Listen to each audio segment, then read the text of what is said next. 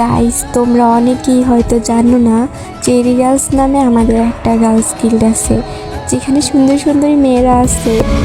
কি ভাইয়া বোঝো নাই, সুন্দর সুন্দরী মেয়েগুলো আছে, তবে কাস্টমার খুঁজতে আপু আইছে টিকটক। আমি কি কাউকে গালি দিয়েছি? हे योसाब तो कैसे आप लोग?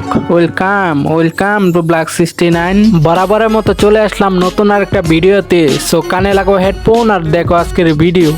কথা কি ক্লিয়ার না ভেজাল আছে? Audio call 500, video call 1000।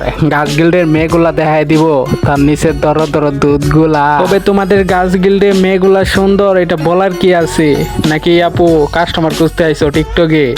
Customer লাগবো আগেই কইতা, প্রমোদ দিয়া কাস্টমার বাড়াই দিতাম। তবে কথার ডাইস এরকম কেন? তলে দিয়া কি শশা দিয়া কথা বলতেছো?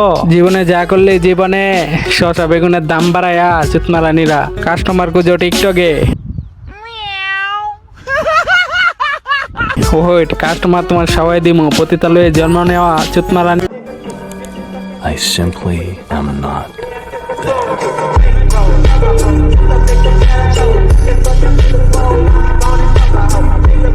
কারণ পারিবারিক নাই শিক্ষা, পারিবারিক শিক্ষায় থাকলে তাহলে আর পতিতালয়ের মতো কথা বলতো না টিকটকে।